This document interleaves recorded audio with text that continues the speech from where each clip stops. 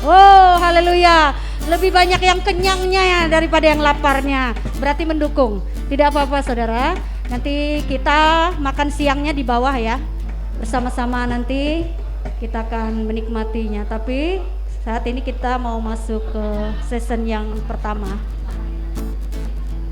Mari bangkit berdiri yuk. Haleluya. Oh, haleluya, puji Tuhan.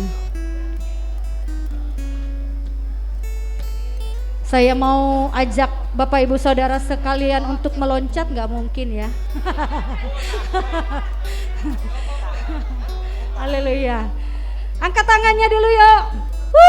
Beri kemuliaan bagi Tuhan kita. Haleluya. Kami bersyukur Tuhan siang hari ini karena kasih setia Tuhan atas hidup kami boleh ada di tempat ini. Kami rindu memberkati kota ini Tuhan.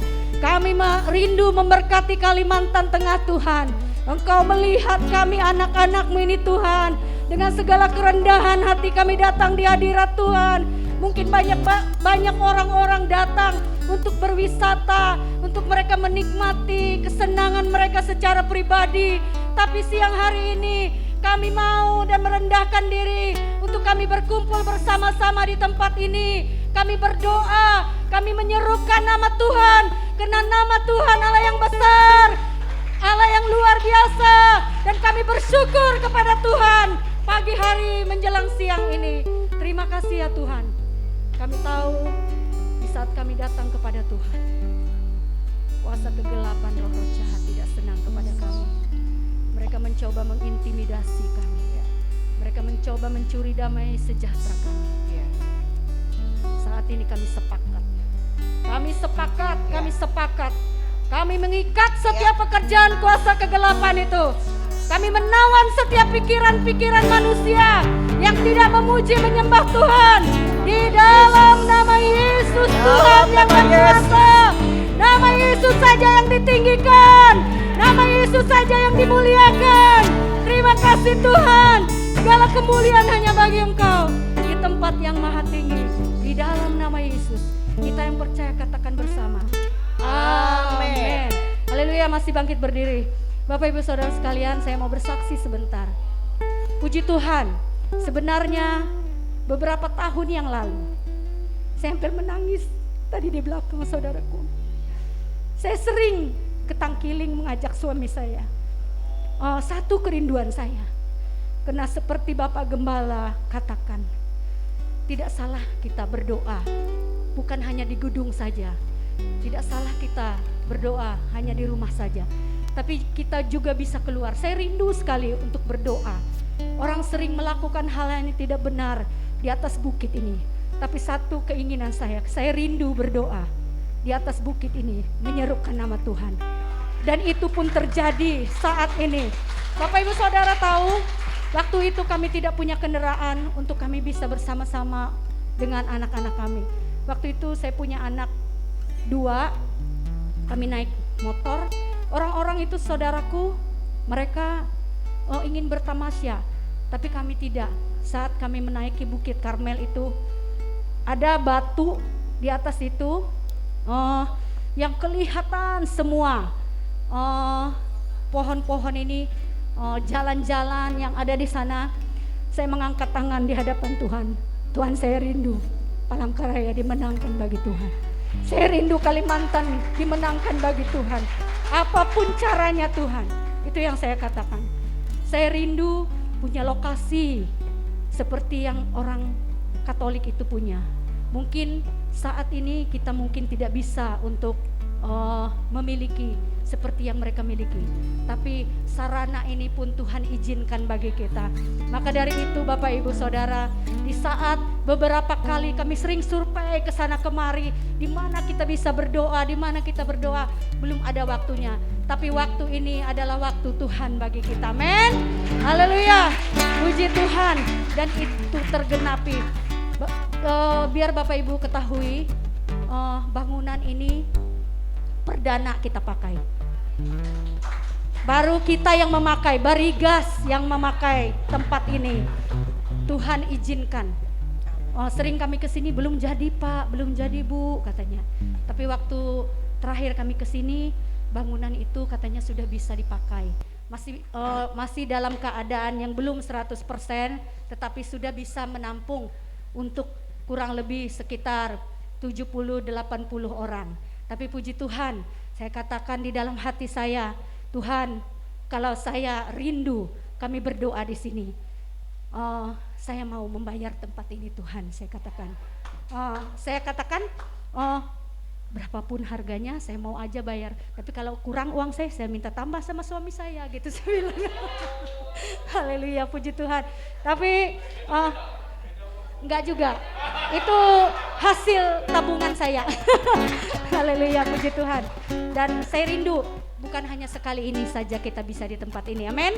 Dan kita itu yakini dan pasti Tuhan akan bekerja. Mari kita ngepujian nih, segala puji syukur hanya bagi Tuhan saja. Haleluya. Yeay. Segala puji syukur hanya bagi Tuhan.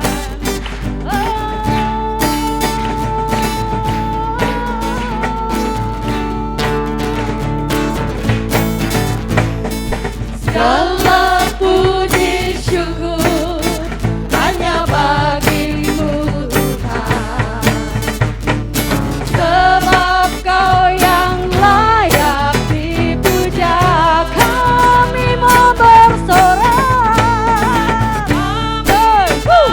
bersorak, tinggikan namamu. Katakan haleluya.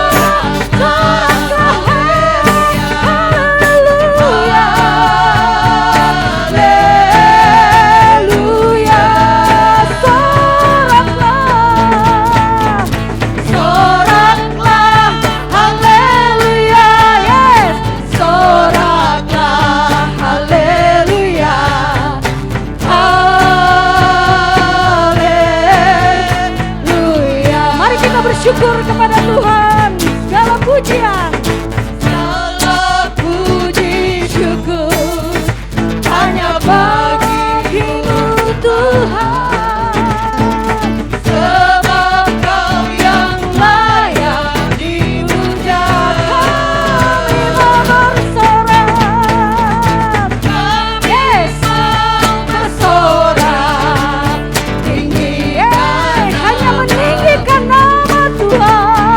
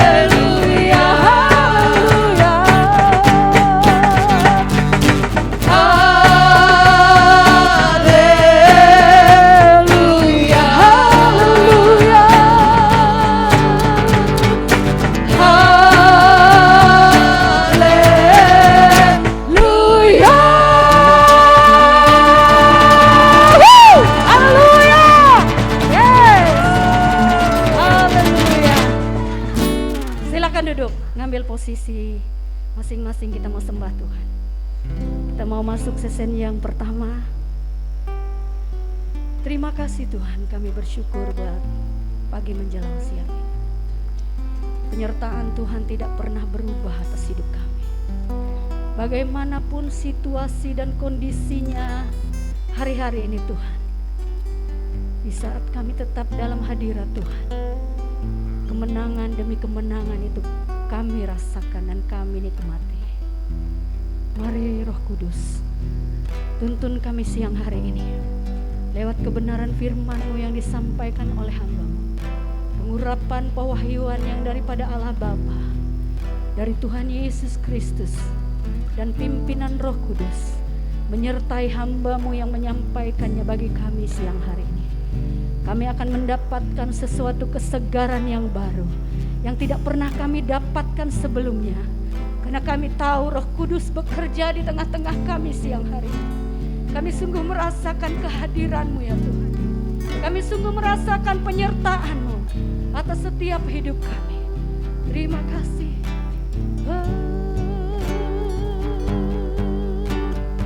Haleluya. Kami bersyukur Tuhan atas kasih dan rahmat-Mu. Kami bersyukur Tuhan atas kebaikan-Mu. Kami bersyukur hanya kepada-Mu, Yesus Tuhan kami, Allah penyelamat kami, yang membawa kami keluar dari segala masalah kami, yang memberikan kami kemenangan. Terima kasih Tuhan, kami bersyukur. Ya Allah, ya Allah, ya Allah,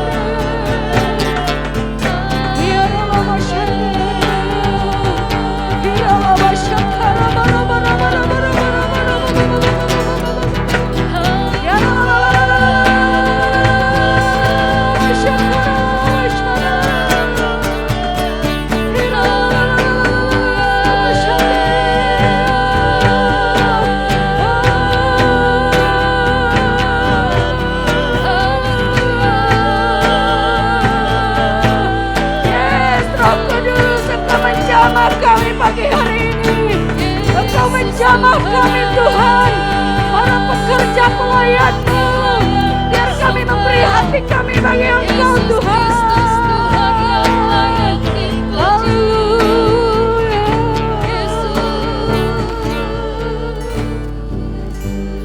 Terima kasih ya Tuhan. Haleluya. Tuntun kami ya Tuhan.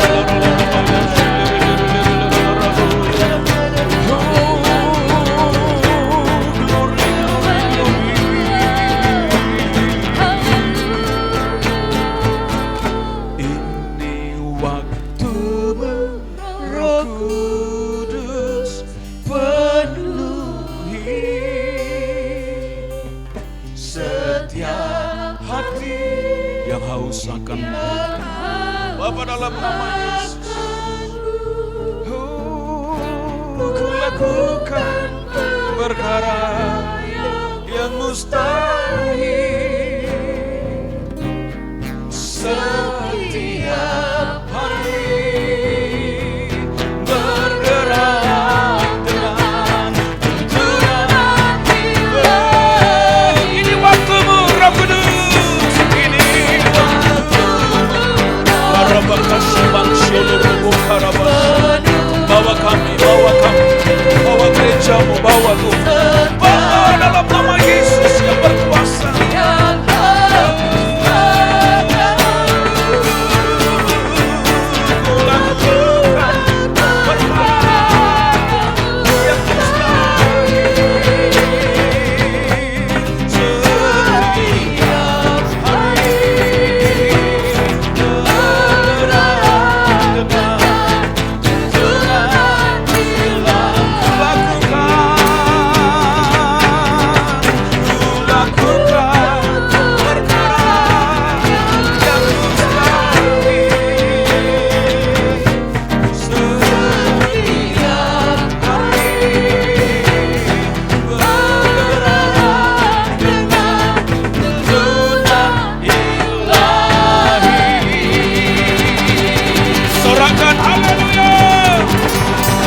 Sorakan haleluya.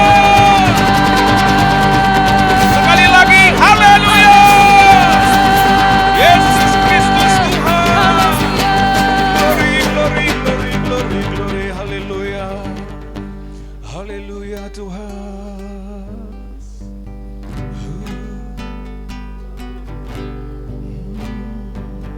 Engkau membawa kami masuk dalam kebenaran firman-Mu, Roh Kudus Tuhan. Berfirman bagi kami, sehingga kami menjadi gereja-Mu seperti yang Kau inginkan. Sebuah gereja Tuhan, gereja lokal, yang bergerak dalam kegerakan Tuhan, dalam isi hati Tuhan.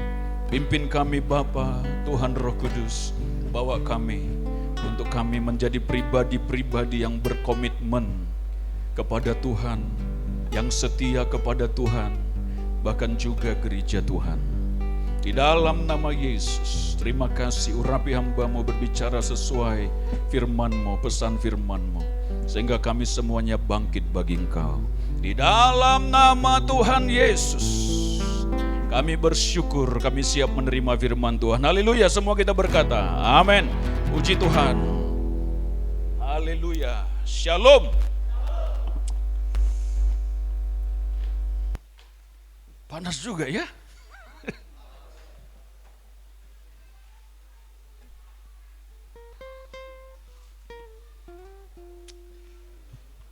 Baik, judul tema kita sesi ini adalah komitmen dan kesetiaan dalam gereja lokal atau jemaat Tuhan ya.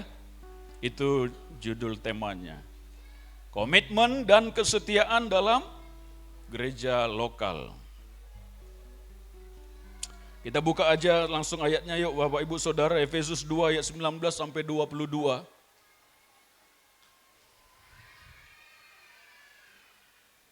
Efesus 2 ayat 19 sampai 22. Kita baca bersama-sama. Yang siap katakan amin. Belum semua. Efesus pasal 2 ayat 19 sampai dengan ayat 22. Yang siap katakan puji Tuhan. Haleluya. 1, 2, 3. Demikianlah kamu bukan lagi orang asing dan pendatang, melainkan kawan sewarga dari orang-orang kudus dan anggota-anggota keluarga Allah, yang dibangun di atas dasar para rasul dan para nabi, dengan Kristus Yesus sebagai batu penjuru. Di dalam Dia tumbuh seluruh bangunan, rapi tersusun menjadi bait Allah yang kudus di dalam Tuhan. Di dalam Dia kamu juga turut dibangunkan menjadi tempat kediaman Allah di dalam roh. Amin saudaraku. Nah firman Tuhan berkata bahwa kamu bukan lagi orang asing dan pendatang, melainkan kawan sewarga dari orang-orang kudus dan anggota-anggota keluarga Allah. Jadi kita adalah anggota-anggota keluarga Allah. Yang percaya katakan amin. Coba lihat kiri kanan itu saudara kita, katakan kamu saudara saya. Kita keluarga Allah. Amin. Ya. Nah, Bapak Ibu Saudara yang terkasih, gereja atau jemaat itu adalah rumah Tuhan. Kita harus ingat itu. Yang menjadi kepala dalam gereja adalah Tuhan kita Yesus Kristus.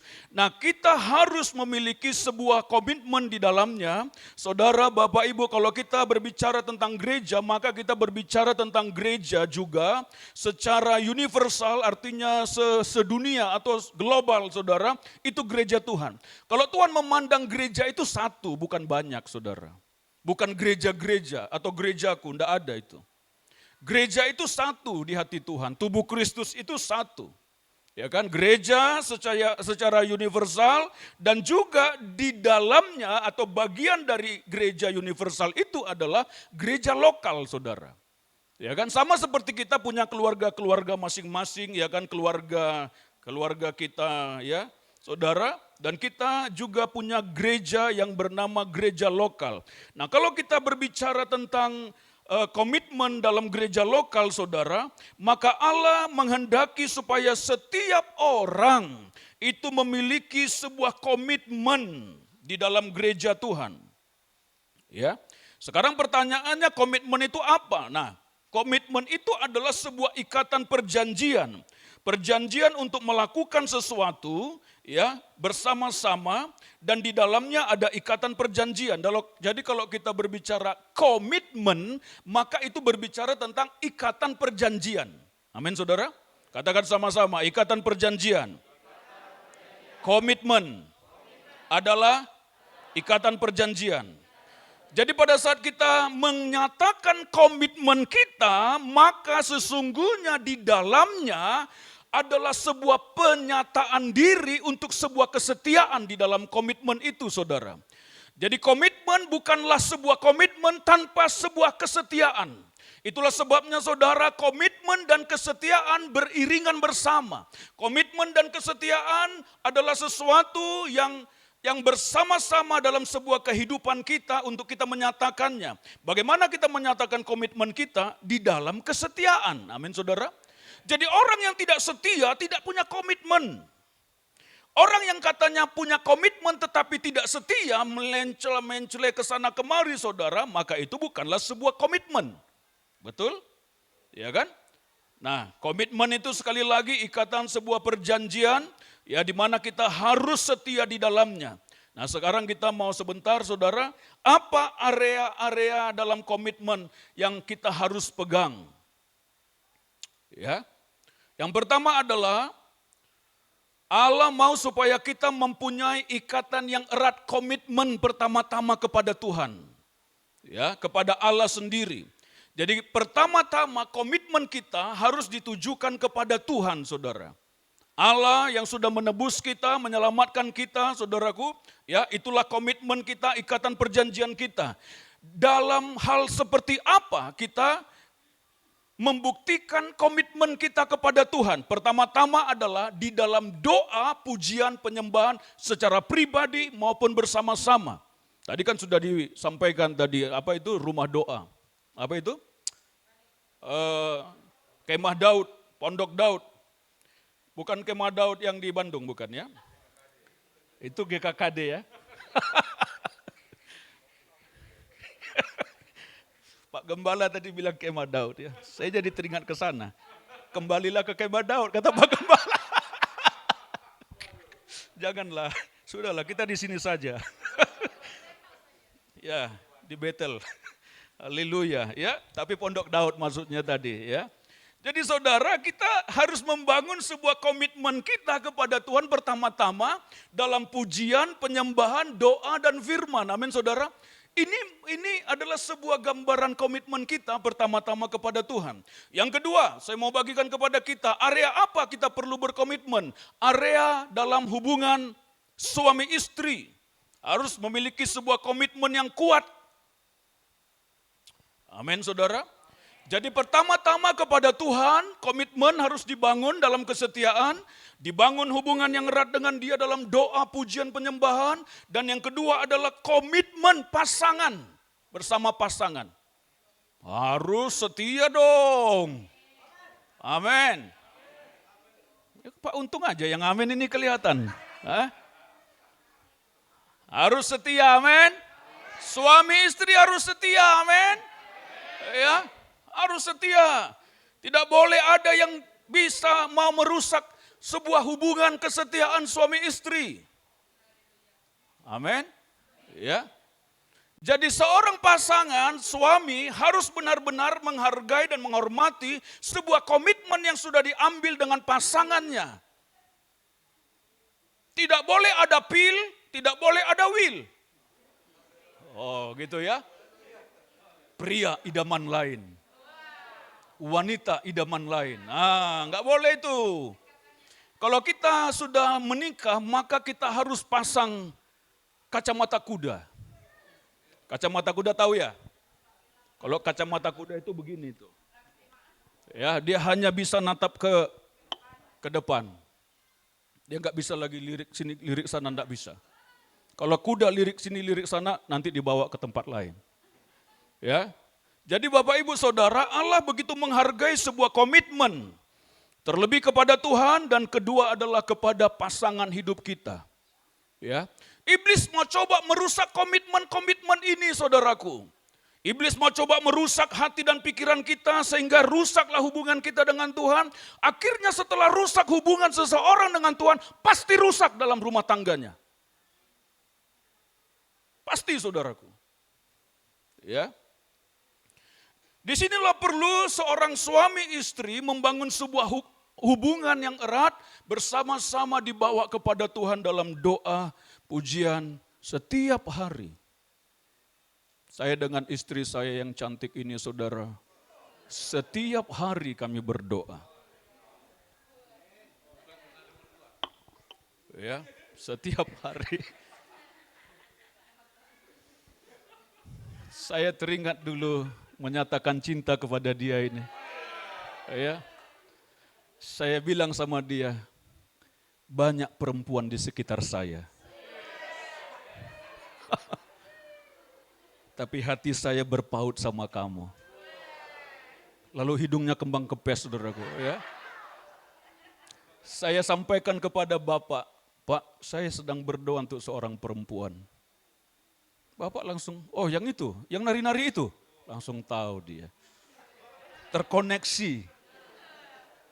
Bapak dengan anak terkoneksi, amin. Begitu dong. Ya. Lalu bolehkah saya nyatakan cinta, Pak? Saya sudah berdoa sama untuk dia kurang lebih 1 tahun. Itulah yang saya ajarkan kepada anak-anak muda kita supaya dia berdoa. Karena ini seumur hidup loh komitmennya ini, betul? Ya. Lalu saya ajaklah dia makan di rumah makan, apa itu namanya itu? Rumah makan Saksang waktu itu masih bagus. Ya.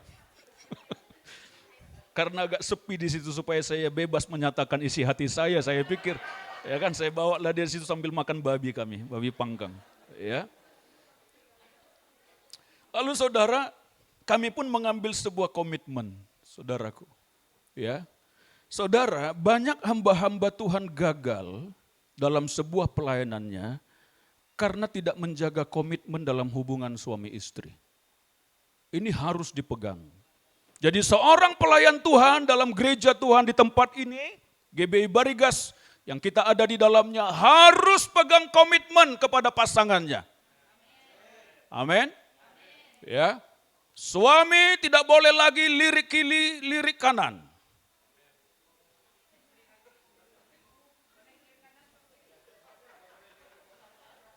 Tatap ke muka sekarang. Ya. Istri tidak boleh lagi lihat kiri, lihat kanan. Saudara, ada begitu banyak yang coba mau menggagalkan komitmen hubungan suami istri, ini harus dipegang baik-baik. Kegagalan banyak ambatuan, masalah pernikahan dengan masalah keuangan dan kesombongan, saudara, harus dijaga. Amin, saudara. Ya, itulah sebabnya kita sudah dilayani supaya suami istri itu berjalan bersama, bekerja bersama, melayani bersama. Jangan sendiri saudara. Kalau masih sendiri, ada pasangannya, doa sungguh-sungguh supaya dia ikut dalam Tuhan.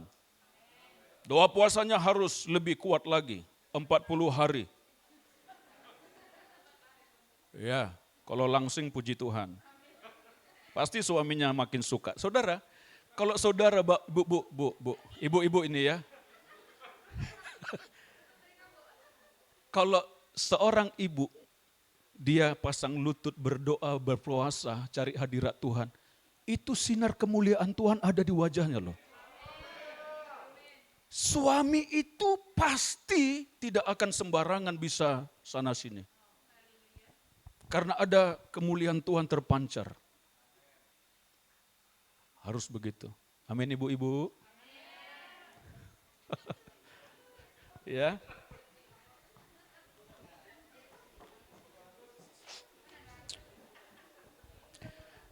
Kalau melayani seperti ini saudara, ya, dikira orang saya ini masih umur 23 tahun.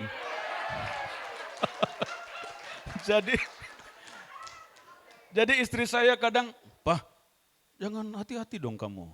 Wah, ya. Saya bilang sama dia, seperti apapun orang di situ, mau jungkir balik, mau lompat-lompat, mau mencari perhatian saya, no. Hati saya berpaut sama kamu, saya bilang. Satu ketika dia diam-diam, saya bilang, ada apa ini? Ada apa? Lalu saya datangi dia, saya peluk dia. Sayang, kenapa kamu sayang? Kenapa kamu sayang? Katanya. Ya, oh, barulah saya mengerti. Terlalu cinta dia sama saya. Jadi, dikiranya saya bisa melenceng ke sana kemari. Ya. Jadi, komitmen ini perlu kita pegang. Amin, saudara. Ya, perlu kita jaga. Hubungan suami istri harus pegang ikatan perjanjian saudara, tidak boleh kesana kemari. Dan yang ketiga adalah saudara, apa area di mana kita perlu berkomitmen? Nah, ini yang ketiga yang mau kita bahas.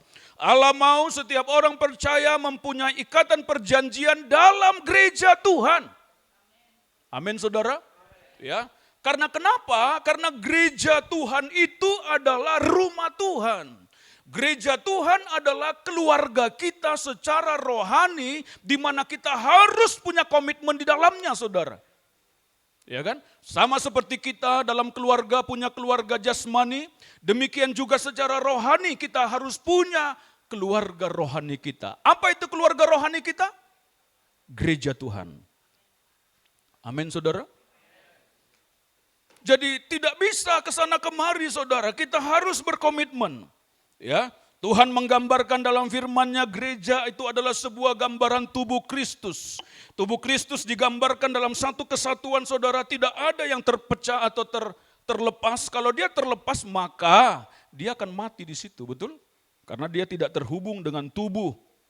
Ya. Jadi kita digambarkan, gereja digambarkan sebagai tubuh Kristus, ya kan, saudaraku? Yang kedua, gereja digambarkan sebagai keluarga Allah. Tadi kita sudah baca. Ya, keluarga. Jadi ada keluarga jasmani, ada juga keluarga rohani kita. Amin, saudara.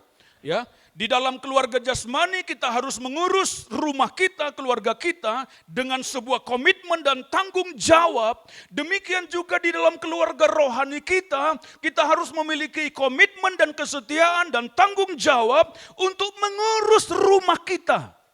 Amin, saudara. Gereja adalah rumah Tuhan, gereja adalah rumah kita, yang kita adalah anggota-anggotanya. Amin, saudara. Harus ada sebuah komitmen di dalamnya, saudara. Karena gereja digambarkan sebagai keluarga. Bayangkan kalau anggota keluarga sana kemari, rusak itu keluarga. Ya. Yang ketiga, gambaran gereja dalam firman Tuhan adalah digambarkan sebagai kawanan domba Allah, 1 Petrus 5 ya kan? Ayat 2, gembalakanlah kawanan domba Allah yang ada padamu. Jadi kita adalah sebuah gambaran domba-domba Allah yang digembalakan, gembalakanlah kawanan domba Allah. Yang digembalakan oleh orang yang Tuhan angkat untuk memimpin kita, menggembalakan kita. Jadi ada gembalanya saudara. Jadi gereja adalah sebuah gambaran domba, kumpulan domba. Ya, yang digembalakan oleh orang yang Tuhan angkat. Dan gembala agung kita adalah siapa? Tuhan Yesus. Ya, yang akan datang kembali itu. Gereja juga digambarkan sebagai bangunan rumah Allah yang rapi tersusun kata firman Tuhan. Jadi sebagai seorang pelayan Tuhan saat ini kita di tempat ini dikumpulkan supaya kita rapi tersusun sebagai bangunan rumah Tuhan. Bapak Ibu tentu pernah lihat bangunan bagaimana membangun ya kan? Pak Galang tahu persis itu. Saya juga tahu karena sudah sering saya perhatikan rumah yang dibangun. Harus kuat pondasinya, harus rapi bata itu tersusun. Enggak boleh satu ke sini, satu ke sini. Nanti tidak bagus. Ya, harus rapi dia. Ya, kuda-kuda harus dipasang dengan rapi, dengan kuat diikat untuk menopang itu atap di atas itu saudara. Ya, harus rapi tersusun. Jadi gereja digambarkan sebagai bangunan ya, rumah Allah. Baik. Jadi di dalam gereja kita harus mengambil sebuah komitmen dan kesetiaan, saudaraku. Katakan sama-sama komitmen dan kesetiaan. Amin. Apa gambaran komitmen dan kesetiaan dalam gereja Tuhan? Yang pertama saya mau bagikan kepada kita. Apa gambaran komitmen dan kesetiaan dalam gereja Tuhan? Yang pertama, komitmen dan kesetiaan dalam gereja Tuhan dibuktikan dari sebuah penundukan diri dan ketaatan pada otoritas kepemimpinan yang Tuhan sudah tetapkan di atas kita. Sekali lagi, gambaran sebuah komitmen ditunjukkan atau dibuktikan dari sebuah penundukan diri dan ketaatan. Katakan sama-sama penundukan diri dan ketaatan. Sekali lagi penundukan diri dan ketaatan. Amin saudara. Jadi komitmen dan kesetiaan kita sekali lagi dibuktikan dari penundukan diri kita dan kesetiaan kita. Jangan sampai ada sebuah hati yang tidak beres yang bisa menimbulkan pemberontakan dan kekacauan dalam rumah Tuhan. Ingat Bapak Ibu Saudara, pada saat seseorang merusak gereja, dia sedang mengganggu hati Tuhan. Dia sedang mengganggu Tuhan sendiri, saudara. Itu bahaya. Nanti kita masuk ke dalamnya, saudara. Ya. Jadi harus belajar untuk menundukkan diri dan ketaatan. Masalah banyak pelayan-pelayan Tuhan adalah pada saat dia sudah dipakai Tuhan dengan luar biasa, dia merasa diurapi oleh Tuhan, disinilah kesombongan mulai timbul sehingga tidak ada lagi ketaatan dan penundukan diri. Hati-hati dengan pengurapan Tuhan. Saya kasih tahu. Hati-hati Pak, Bu.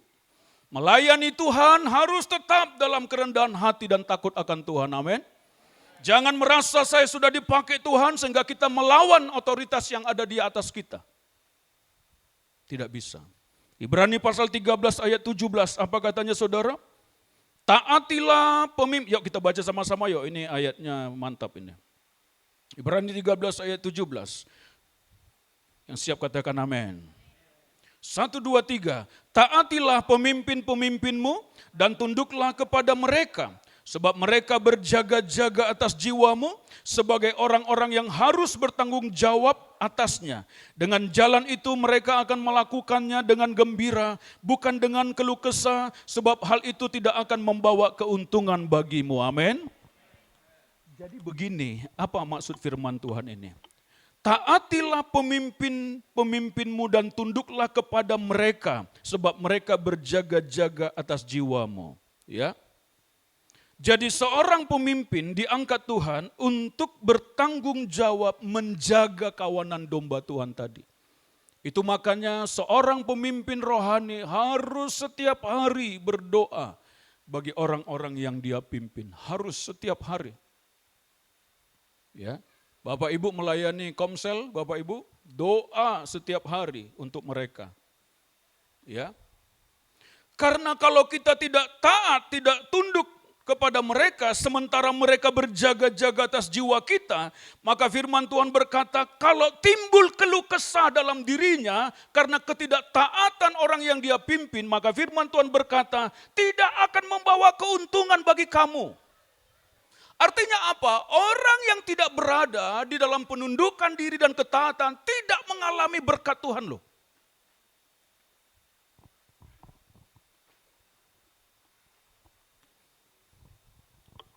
Tidak mengalami berkat Tuhan. Jadi kita harus perlu belajar tunduk, belajar taat. Amin saudara. Ya, penundukan diri dan ketaatan bukan bisa ditawar-tawar. Itu harga mati dalam sebuah gereja Tuhan. Saudara. Ya, Tuhan yang memerintahkan itu. Taatilah. Ya. Tunduklah. Yang kedua, kita cepat aja saudaraku ya. Apa gambaran komitmen dan kesetiaan dalam gereja Tuhan? Yang kedua, sehati dan sevisi dengan pemimpin rohani. Itu gambaran. Dibuktikan dengan kesehatian dan satu hati, satu visi dengan pemimpin rohani yang Tuhan tetapkan, saudara.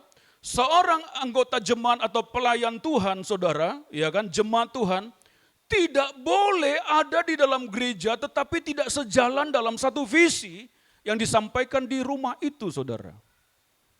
Yang bapak-bapak tentu tahu ya, pada saat dia menyampaikan sesuatu perintah atau gambaran apa yang harus dilakukan di rumah, lalu anggota rumah tangga, ya kan, anak-anak tidak taat atau istri, ya yang tidak sejalan dengan apa yang disampaikan oleh kepala keluarga, maka akan berantakan, saudara. Ya, jadi kita harus sehati, kita harus sevisi, ya. Saya mau bagikan sebuah contoh kepada kita, saudara, Yosua dan Kaleb terhadap Musa. Coba kita baca yuk, Bilangan 14. Pada saat Tuhan memerintahkan Musa untuk menyuruh 12 pengintai itu pergi, saudara, untuk mengintai tanah Kanaan, ya. Ada 10 orang pengintai yang tidak sejalan dengan hati Musa. Kita baca Bilangan 14 ayat 1 sampai dengan ayat 11. Lalu segenap umat itu mengeluarkan suara nyaring dan bangsa itu menangis pada malam itu. Ya. Umat itu, bangsa itu, jemaah itu, saudara. Bersungut-sungutlah semua orang Israel kepada Musa dan Harun. Dan segenap umat itu berkata kepada mereka, sekiranya kami mati di tanah Mesir atau di padang gurun ini, bersungut-sungut mereka. Mengapakah Tuhan membawa kami ke negeri ini supaya kami tewas oleh pedang dan istri serta anak-anak kami menjadi tawanan? Bukankah lebih baik kami pulang ke Mesir? Nah, ini dia. Sungut-sungut, saudara.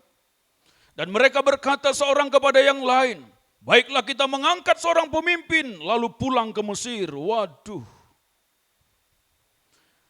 Ayat 5, lalu sujudlah Musa dan Harun di depan mata seluruh jemaah Israel yang berkumpul di situ. Ya, sampai tersungkur itu Musa dan Harun.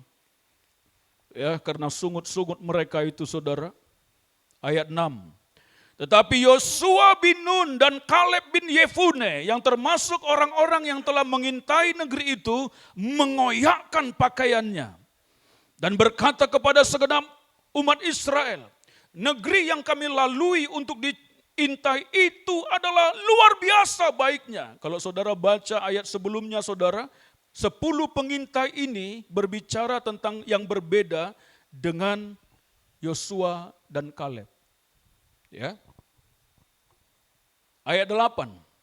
Jika Tuhan berkenan kepada kita, maka Ia akan membawa kita masuk ke negeri itu dan akan memberikannya kepada kita suatu negeri yang berlimpah-limpah susu dan madunya. Hanya, apa katanya?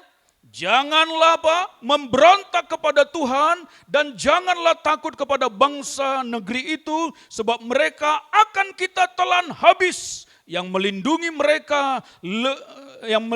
mereka sudah meninggalkan mereka, sedang Tuhan menyertai kita, janganlah takut kepada mereka. Ayat 10, lalu segenap umat itu mengancam hendak melontari kedua orang itu dengan batu. Tetapi tampaklah kemuliaan Tuhan di kemah pertemuan kepada semua orang Israel. Bapak Ibu bisa tahu enggak ini gambarannya? Yosua dan siapa itu? Kaleb. Dia memiliki visi yang sama dengan Musa, bapak rohaninya. Ada 10 pengintai yang berkomentar atau menyampaikan berita yang buruk tentang tanah yang sedang diintai. Dan mereka melemahkan bangsa Israel dan merusak semuanya, saudara, membuat mereka bersungut-sungut. Hati-hati dengan perkataan kita. Itu bisa merusak kawanan yang lain. Lebih bagus kita berdiam diri, tidak usah berbicara. Kalau kita tidak tahu persis apa yang sedang kita bicarakan. Karena bisa saja perkataan kita itu mengkamiri yang lain, mengganggu. Saudara pernah enggak, saudara? Ada seseorang berbicara tentang orang itu, saudaraku, kita enggak tahu apa-apa. Tapi pada saat satu ketika kita jumpa dengan orang itu, kita agak benci, betul enggak? Kita agak terganggu. Padahal kita enggak kenal sama dia loh. Artinya perbuatannya kita enggak tahu. Tapi karena sudah dibicarakan ke kita, padahal belum tentu tahu kebenarannya, saudara, kita sudah menaruh hati yang salah. Hati-hati dengan perkataan dalam jemaat. Amin, saudara. Hati-hati, katakan sama-sama, hati-hati dengan perkataan. 10 pengintai ini berbicara seenaknya saja, saudara. Mereka berbicara hal-hal yang tidak sejalan dengan visi yang Tuhan berikan kepada Musa. Tapi Kaleb bin Yefune, Joshua bin Nun pasang badan. Dia koyakkan pakaiannya. Itu tanda berkabung, itu tanda penyesalan melihat keadaan seperti itu. Saudara-saudara, wah, ya kan? Dia membangun bangsa itu, dia meneguhkan. Ya. Inilah yang harus kita teladani, saudara. Pasang badan dong untuk pemimpin.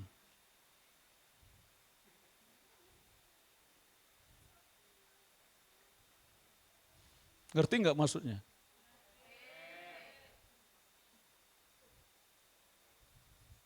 Kalau ada orang mau ganggu pemimpinmu, pasang badan. Wah, hadapi saya dulu, kau macam-macam, kau ini ngomong apa? Kamu ngomong apa? Apa? Ngomong apa kamu? Gitu. Ya. Jangan dia ngomong, iya ya. Oh begitukah? Begitukah Bapak Gembala? Tertipu kita selama ini ya. Aduh, habislah sudah. Ya. Ya kan? Joshua bin Nun berjalan sejalan dengan visi yang Tuhan taruhkan kepada bapak rohaninya yang bernama siapa, saudara? Musa. Demikian juga dalam gereja Tuhan, kita harus sejalan dalam visi. Amin, saudara. Sehati. Saudara coba lihat apa yang terjadi kepada 10 pengintai itu, saudara. Ayat 36.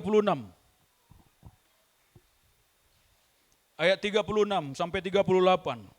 Adapun orang-orang yang telah disuruh Musa untuk mengintai negeri itu, yang sudah pulang dan menyebabkan segenap umat itu bersungut-sungut kepada Musa dengan menyampaikan kabar busuk tentang negeri itu. Ayat 37 sama-sama. Orang-orang itu mati kena tulah di hadapan Tuhan. Tetapi orang yang tinggal hidup dari orang-orang yang telah pergi mengintai negeri itu, hanyalah Joshua bin Nun dan Kaleb bin Yefune. Bayangkan 2 orang ini saja yang sampai masuk ke tanah perjanjian. Semua seangkatan dia mati di padang gurun. Karena sungut-sungut. Tidak sevisi, tidak sehati, saudara. Saya mau beritahu, coba lihat. Pak, Bu, coba lihat orang-orang yang merusak gereja Tuhan. Yang pergi keluar membawa egonya sendiri, hatinya sendiri, kekecewaannya, kepahitannya, pemberontakannya. Perhatikan.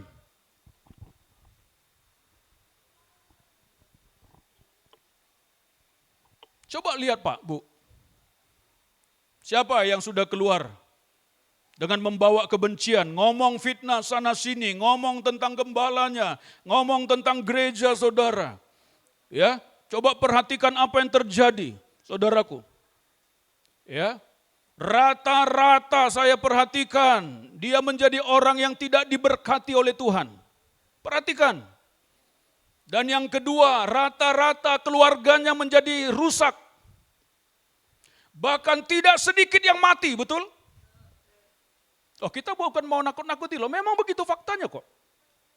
Orang-orang yang ngomongin hamba-hamba Tuhan, gembalanya, pemimpinnya, bahkan kawanan domba saudara, lalu keluar, bahkan membentuk pelayanannya sendiri dengan cara dirinya yang penuh dengan kebencian, kepahitan dalam pemberontakan. Perhatikan, tidak diberkati Tuhan. Gak diberkati Pak. Merasa diurapi lalu pergi melakukan bagian yang tidak diperintahkan oleh Tuhan. Saul dimarahi oleh Tuhan. Karena dia melakukan bagian yang seharusnya dilakukan oleh siapa? Samuel saudara mempersembahkan itu. Tunggu sampai aku datang kata Samuel. Tapi Saul tidak taat.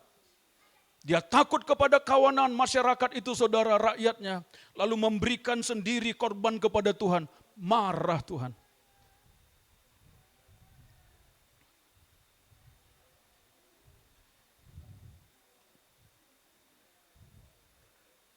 Banyak yang mati muda loh. Ada yang ngomong-ngomongin gereja. Ini pelayan semua ya saudaraku ya. Hati-hati loh dengan mulut kita. Kita terbuka aja deh ya kan. Supaya kita jangan contoh yang sudah-sudah terjadi. Ya. Mati muda. Ada sekarang seorang istri pendeta saudara yang pernah di tempat kita jadi buronan cari polisi. Nipu orang.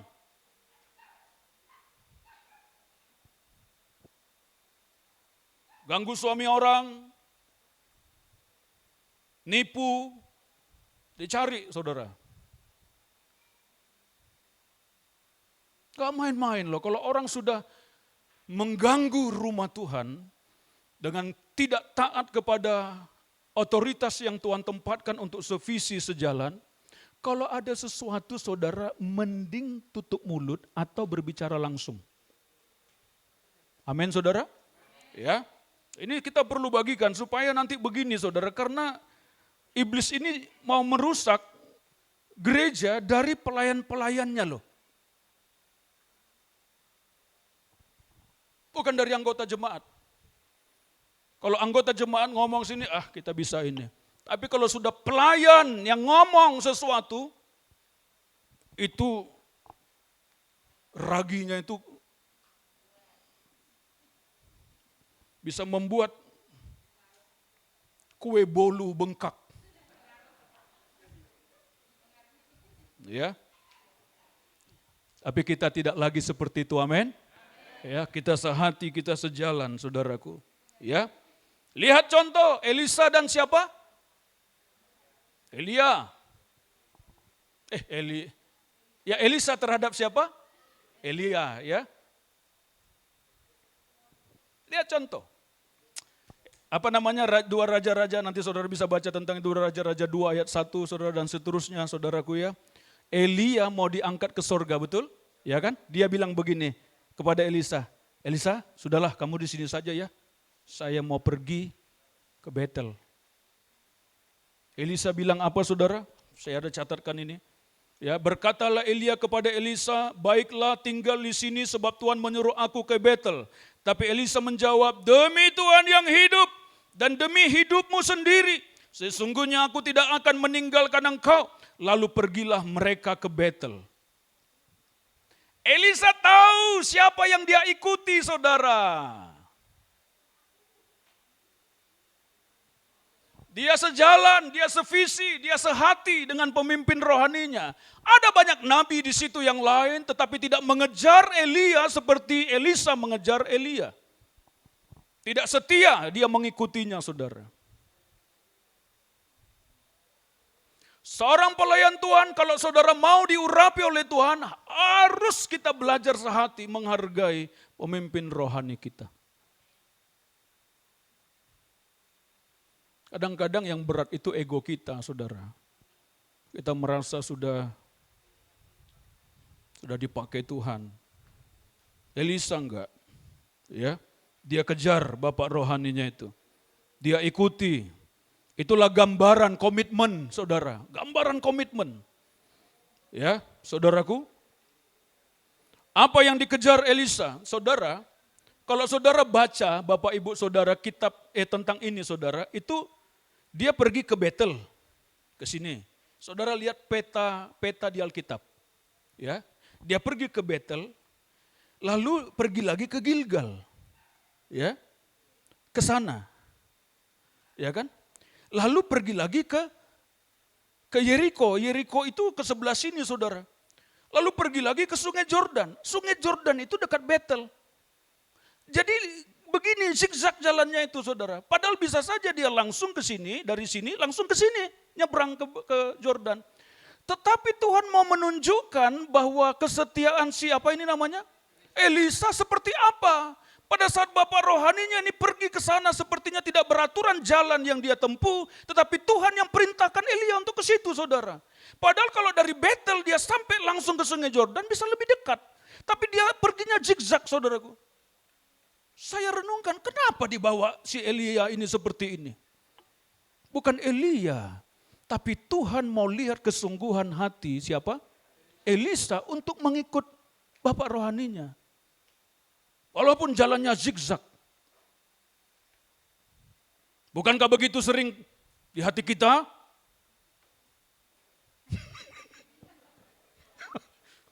Mau kemana Bapak ini? Ya kan? Kok zigzag jalannya? Mana ini? Tapi udahlah, ikuti sajalah, amin. Ikuti saja. Ya. Tapi apa yang terjadi, saudara? Coba lihat apa yang terjadi. 2 Raja-Raja 2 ayat 9. Dan sesudah mereka sampai di seberang, berkatalah Elia kepada siapa? Elisa. Mintalah apa yang hendak kulakukan kepadamu. Sebelum aku terangkat daripadamu, jawab Elisa, biarlah kiranya aku mendapat 2 bagian dari rohmu. Wow, ini luar biasa, saudara.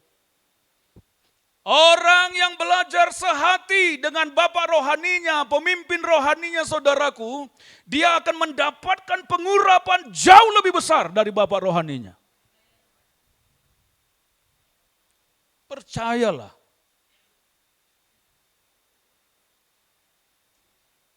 Walaupun itu agak susah, kata Elia. Tapi kalau kau lihat aku naik ke situ. Ya kan? Berarti apa? Kamu harus waspada. Karena bisa tiba-tiba saja dia naik. Tanpa kau lihat maka kau tidak mendapatkan apa-apa. Maksudnya apa? Ikuti aku terus sampai akhir. Setia, sejalan. Maka kau akan dapatkan. Banyak pelayan Tuhan gak sabar, gak tahan dengan perjalanan itu, dengan proses pembentukan. Kalau saudara lihat begitu, saudara, jangan digosipin, jangan ngomel, jangan bersungut-sungut, ikuti saja. Amin, saudara. Kalau ada sesuatu yang bertentangan dengan firman, baru kasih tahu. Tapi kalau selagi tidak bertentangan, ya bisa saja Tuhan yang suruh, saudara. Kadang-kadang gak masuk ke logika kita kan. Ya.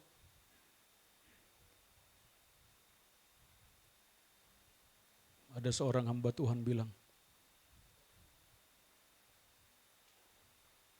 kalau bapak kita ini bisa kita atur,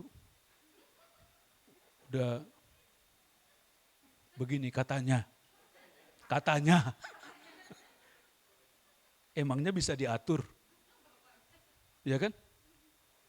Karena Tuhan yang suruh di hati Elia untuk jalannya begitu, saudara. Ya kan? Sepertinya lama sampai ke tujuan, tapi sebenarnya ada banyak yang sedang dibentuk oleh Tuhan.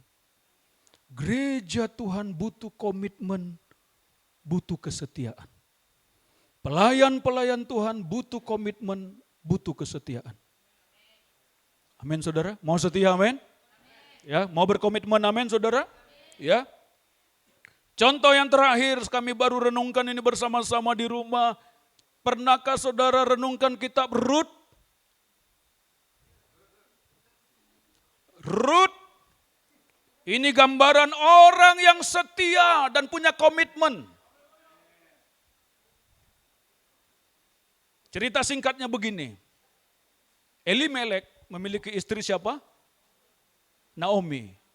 Mereka pergi ke Moab. Elimelek mati di Moab. Siapa? Kilion dan Maklon mati, tinggal Naomi dengan menantunya itu, saudara. Ya kan? Lalu menantunya bilang begini, aku mau pulang ke Israel. Kalian pergilah, pulanglah ke bangsa kalian. Yang satu bernama siapa? Orpa. Yang satu bernama Rut. Lalu mereka bertangis-tangisan. Baiklah ma. Kata siapa? Si Orpa. Lalu Orpa pulang ke bangsanya. Tapi Rut tetap tinggal di situ. Dan Naomi bilang, lihatlah iparmu itu. Sudah pulang ke bangsanya, sudah pulang ke Allahnya. Dia pergi menyembah kepada Allah yang lain itu. Tapi Rut ini saudara, wow luar biasa. Kemana kau pergi, aku ada di situ. Bangsamu lah bangsaku, Allahmu lah Allahku. Setia dia. Naomi pergi membawa Rut pulang ke Betlehem, Yehuda. Elimelek itu suku Yehuda. Lalu mereka sudah jatuh miskin, saudara. Rut ini saudara orang yang taat, ya kan? Dia hanya mengais-ngais itu apa namanya itu? Benih apa itu yang terjatuh, ya? Dari punya siapa? Boas, ya kan? Orang kaya itu, saudara. Ya. Ternyata Boas ini, saudara, adalah keluarga sanak dari Naomi, Elimelek, saudara. Ya kan? Rut tidak tahu apa-apa tentang perkara itu, tetapi Naomi berkata kalau dia memberikan kamu itu ambil, kalau dia lagi tidur situ malam-malam, tidurlah kau dulu di kakinya itu. Karena dialah yang akan menggantikan kamu jadi suamimu. Yang berhak, karena itu peraturan dia mana itu? Di Israel. Rut hanya taat saja, ketidakmengertiannya itu saudara, dia hanya melakukan apa yang diperintahkan oleh Naomi. Itu bukan roh jahat. Hanya tergelincir saja. Jangan ditengking itu.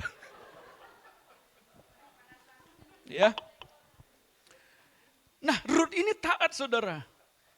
Sampai akhirnya dilakukanlah pertemuan dan singkat cerita Boas mengambil Rut menjadi istri. Rut dalam keadaan yang tidak mengerti tiba-tiba menjadi suami. Menjadi istri orang kaya. Saya percaya yang bernama Rut pasti suaminya nanti orang kaya. Haleluya.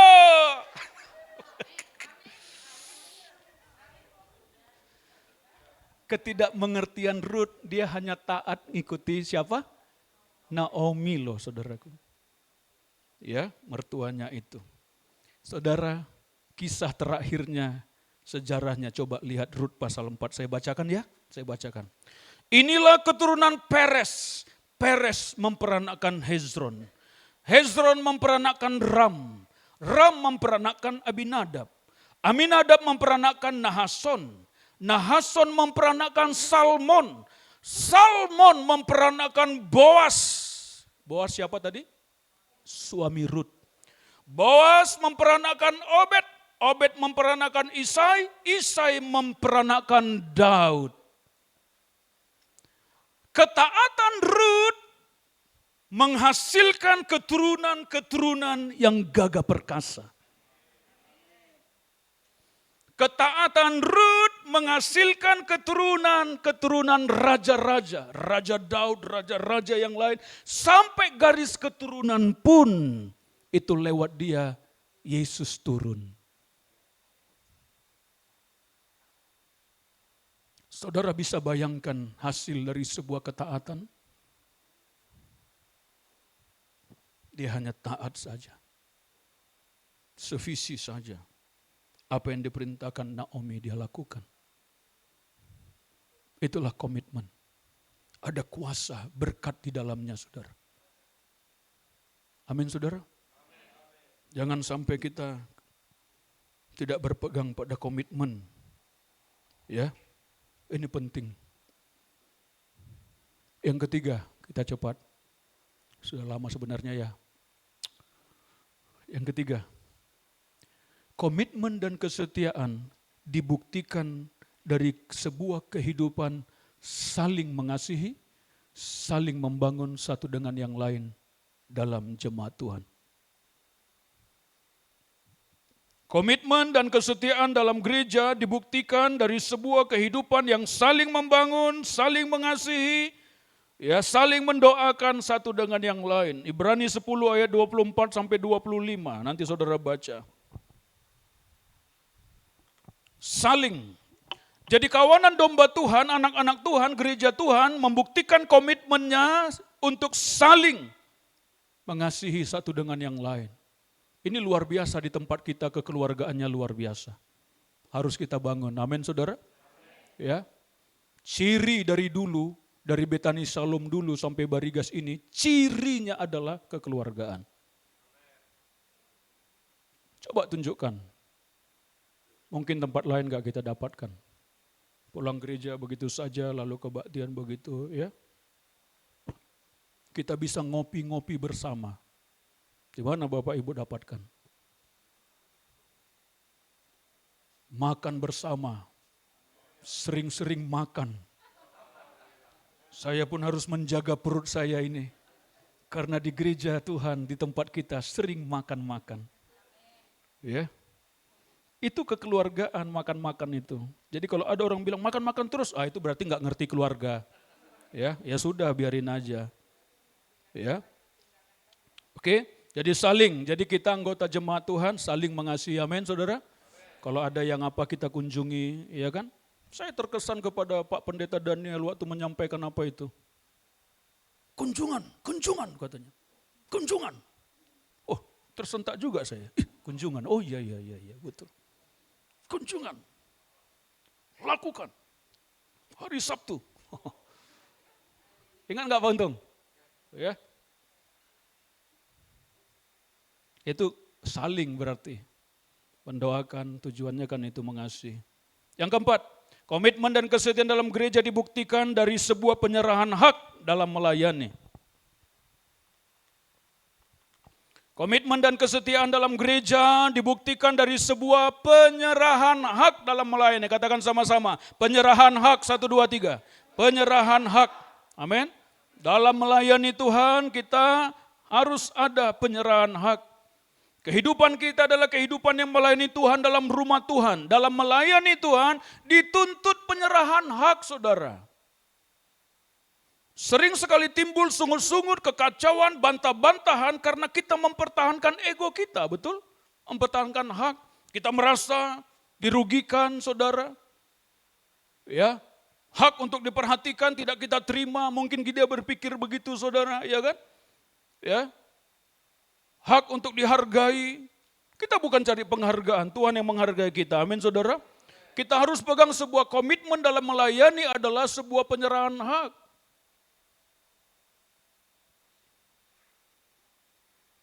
Petrus bertanya kepada Tuhan Yesus, kami ini sudah meninggalkan segala sesuatu dan mengikut Engkau, apa yang akan kami peroleh?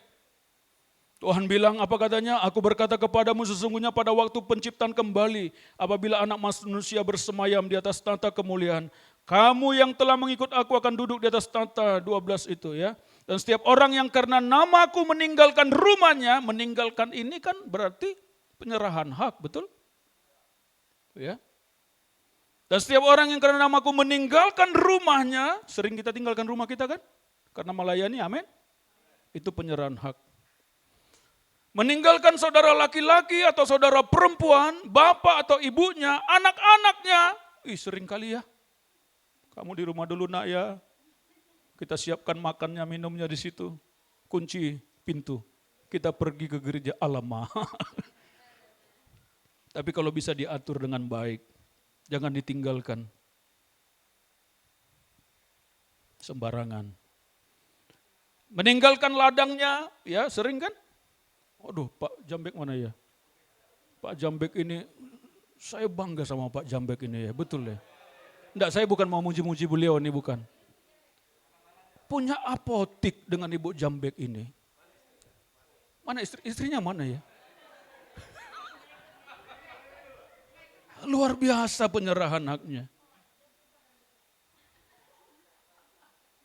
Saya pikir-pikir pertemuan di gereja, kadang sore, ya, kadang siang, itu apotik jadi tutup loh. Banyak yang ketuk-ketuk telepon-telepon beliau cerita.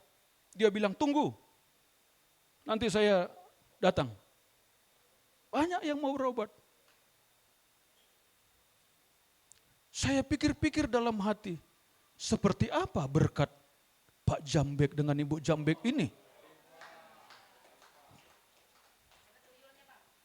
Tutup, jadi obat kurang laku.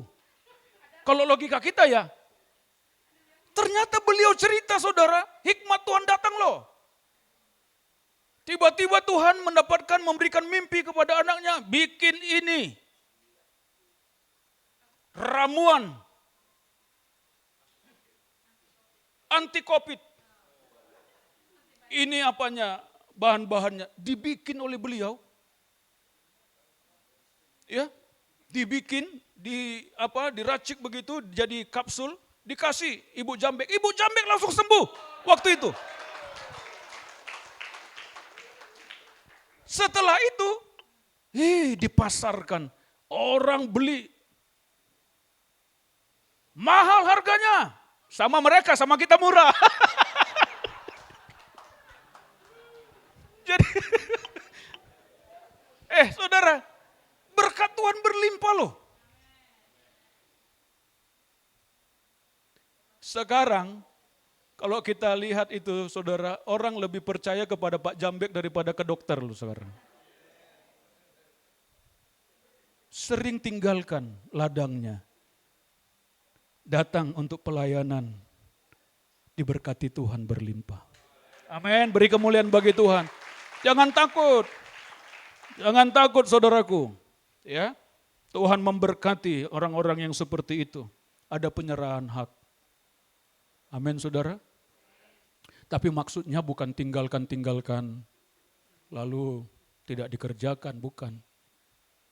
Tuhan, aku tinggalkan anak istriku. Demi kamu, kaulah yang mengurus itu. Bukanlah, jangan begitu. Ya, artinya ada hal-hal tertentu di mana kita terkadang harus ambil keputusan untuk kita lebih mengutamakan Tuhan dari segalanya. Tapi semuanya harus beriringan bersama. Melayani Tuhan, melayani keluarga, ya, dan mengerjakan bagian kita. Amin saudara. Mau berkomitmen, amin? Ya, kita mau berdoa sebentar, waktunya sebentar saja saudara, kita berdoa supaya Tuhan karuniakan kepada kita roh kesetiaan. Amin saudara. Komitmen, ambil komitmen, biarkan Tuhan mengurapi kita. Komitmen kepada Tuhan, komitmen kepada pasangan kita, komitmen kepada gereja Tuhan, saudara, sehati sevisi kepada otoritas yang Tuhan tetapkan di atas kita. Amin. Mari kita bangkit berdiri bersama-sama saudara. Kita mau berdoa sebentar.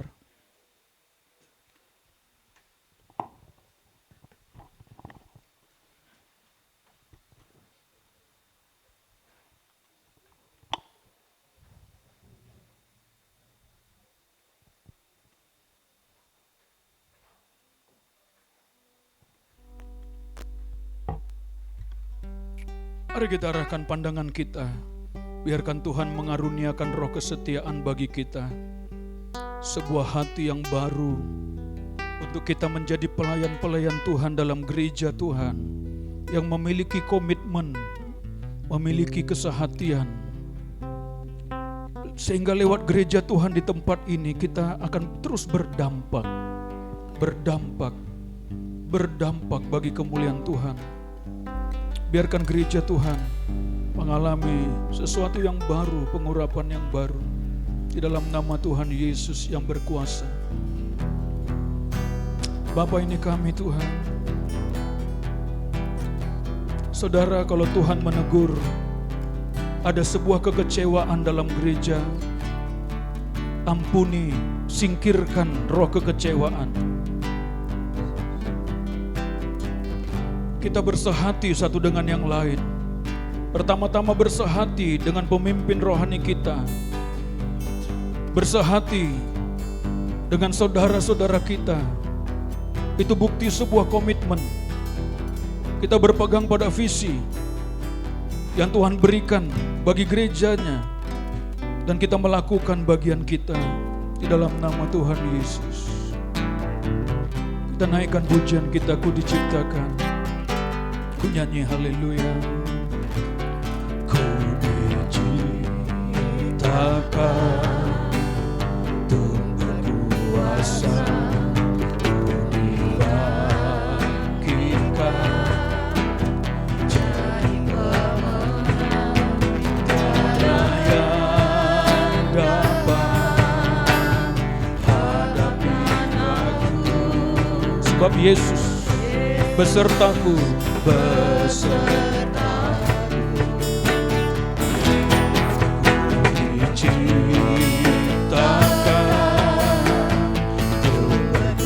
Ku dibangkitkan jadi pemenang.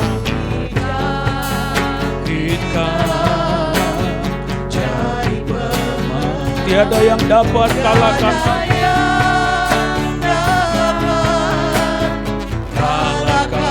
Kau beriku kemenangan, Kau beriku kemenangan.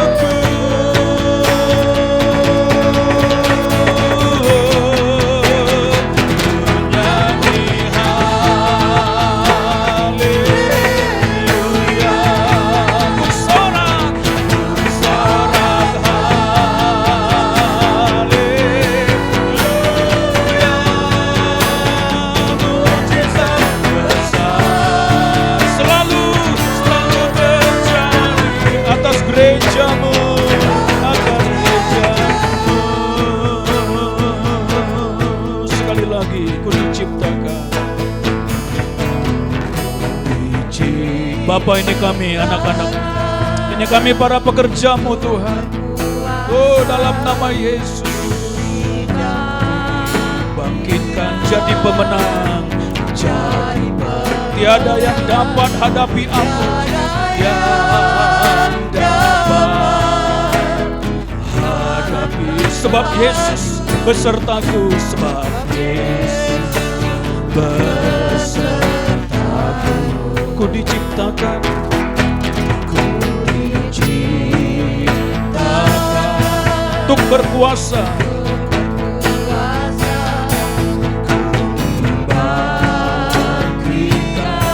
jadi pemenang, jadi pemenang, jadi pemenang. Tiada yang dapat kalahkan aku. Kau beriku kemenangan.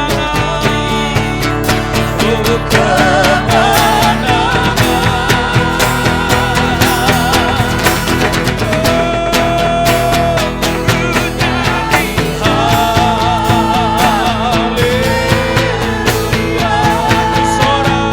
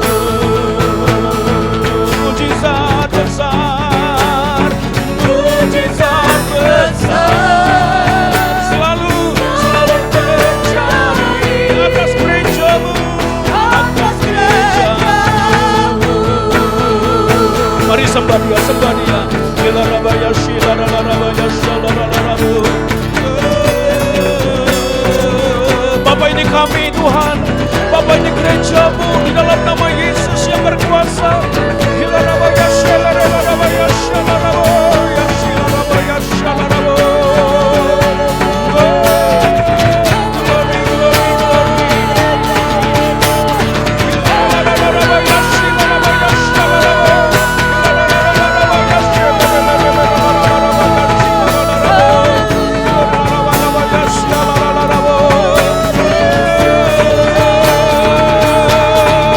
Penuhi kami dengan roh kesetiaan, penuhi gereja-Mu, penuhi anak-anak-Mu, para pekerja-Mu, roh yang setia, roh yang setia, roh yang setia, komitmen yang kuat di dalam nama Yesus yang berkuasa, dalam nama Yesus yang berkuasa.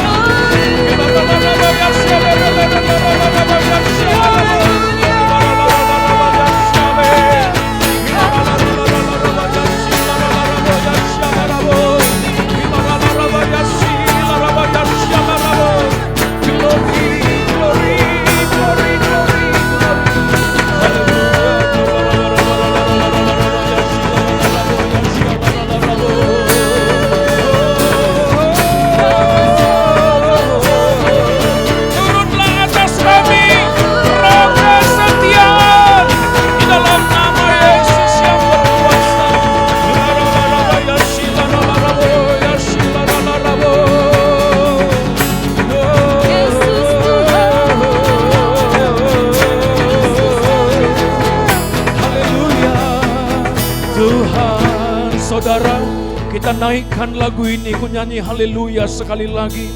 Dan biarkan roh kesetiaan itu turun atas kita. Komitmen yang kuat itu turun atas kita dalam gereja Tuhan di tempat ini. Untuk kita melayani bersama-sama. Pada saat kita naikkan pujian ini, biarkan pengurapan Tuhan turun atas kita. Biarkan kuasa Tuhan memenuhi setiap pribadi kita di tempat ini. Di dalam nama Tuhan Yesus. Di dalam nama Yesus. Ku nyanyi. Mari angkat tangan kita di hadirat-Mu. Bapa, dalam nama Yesus yang berkuasa. Turun atas kami, turun atas kami. Turun Tuhan dalam nama Yesus. Mujizat besar pasti terjadi atas hidupku, atas hidupku.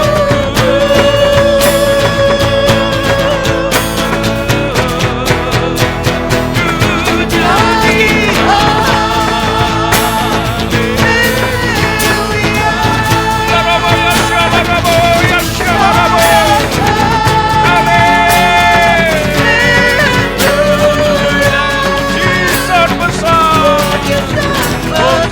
dahsyat apa yang sedang Tuhan perbuat. Dahsyat. Oh, atas sekali lagi kita mengangkat tangan kita. Kuasa Tuhan bekerja dalam gereja Tuhan di tempat ini. Ku nyanyi harapan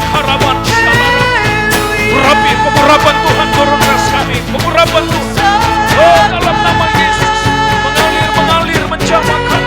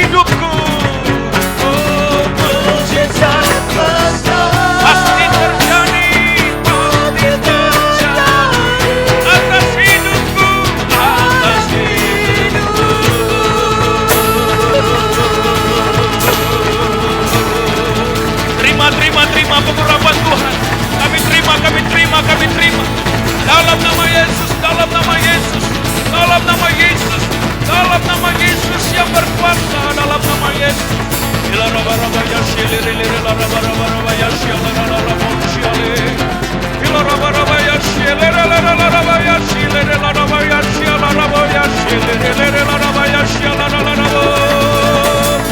Urapi kami Tuhan, urapi anak-anak, urapi hamba-hambamu di tempat ini, urapi dengan hati yang baru di dalam nama Yesus yang berkuasa.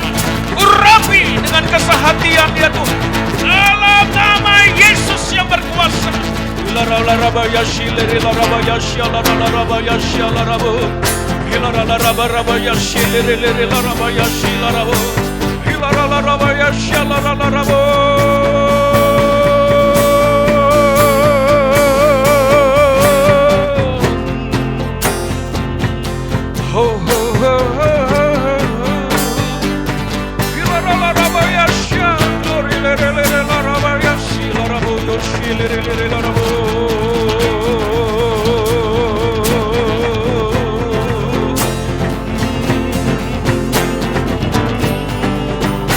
Tuhan mengurapi, Tuhan memberikan hati yang baru bagi semua pekerja Tuhan, pelayan Tuhan di tempat ini.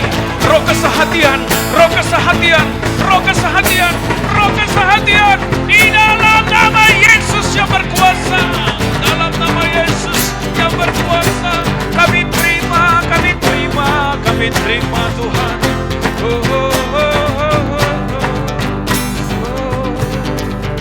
Haleluya. Kami percaya bahwa Tuhan sedang melakukan perbuatan-perbuatan yang gagah perkasa di tengah-tengah gerejanya di tempat ini dan melalui gereja Tuhan di tempat ini. Di dalam nama Yesus yang berkuasa, menjadi berkat, menjadi berkat, menjadi berkat dalam nama Yesus Kristus. Terima kasih Tuhan. Haleluya. Mari sekali lagi angkat tangan kita di hadirat Tuhan. Biarkan Tuhan memenuhi hati kita. Saudara, komitmen yang Tuhan cari, kesetiaan yang Tuhan cari, melayani Tuhan dalam kesetiaan, pengorbanan, penyerahan hak, berikan pada kami Tuhan. Kerendahan hati, takut akan Tuhan, urapi kami. Saudara, kalau hatimu ada kekecewaan, minta ampun sama Tuhan, lepaskan, buang, lepaskan, lepaskan. Karena kekecewaan menimbulkan sungut-sungut, dan bangsa Israel dimurkai oleh Tuhan karena sungut-sungut. Lepaskan, buang jauh-jauh terhadap pemimpinmu, terhadap saudara-saudaramu. Katakan, aku ampuni Tuhan. Aku melepaskan kekecewaan. Aku melepaskan, membuang kepahitan. Di dalam nama Yesus. Urapi kami semua Bapa. Untuk itulah kami ada di tempat ini. Untuk berdoa, untuk mengalami Engkau. Karena kami tahu ada sebuah perkara besar yang sudah Kau siapkan, yang sedang terjadi dalam gerejamu di tempat ini. Urapi kami.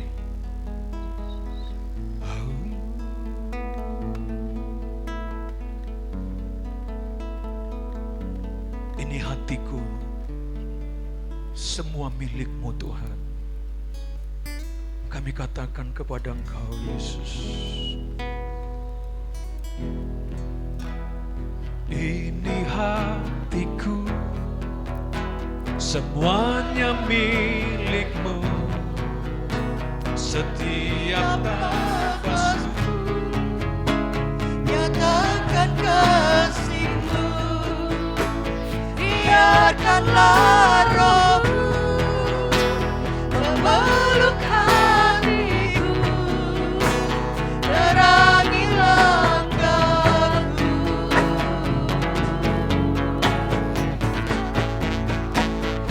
Hidupku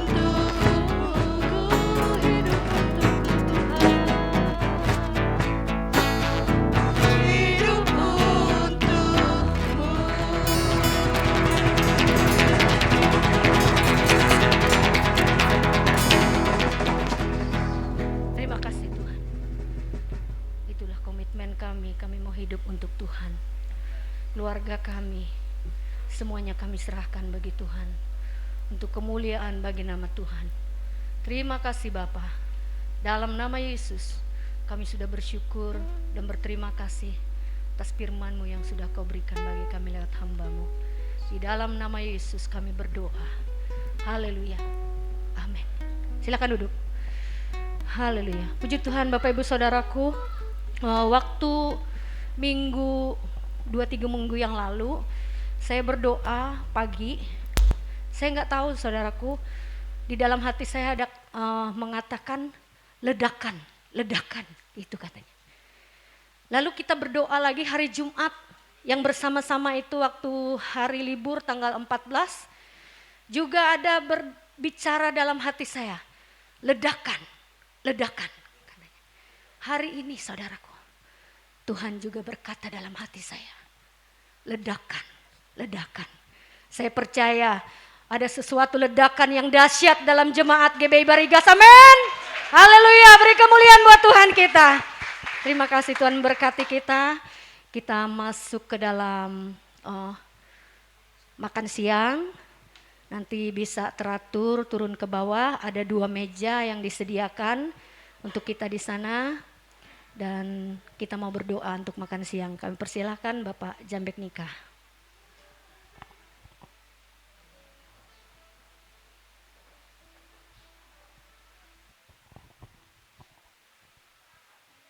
Mari kita berdoa, karena makanan minuman sudah tersedia.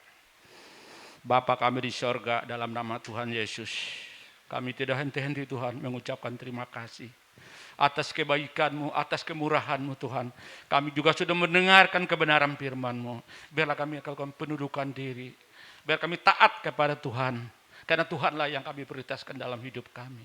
Tuhan, pada saat ini tersedia makanan minuman, Tuhan berkat dan kuduskan makanan minuman ini untuk kesehatan rohani dan jasmani kami, biar kami selalu sehat memuji mulai Engkau. Berkat juga Tuhan, tangan-tangannya menyediakan berlipat-lipat kali ganda. Kami sambut makanan ini di dalam nama Yesus. Haleluya. Amin.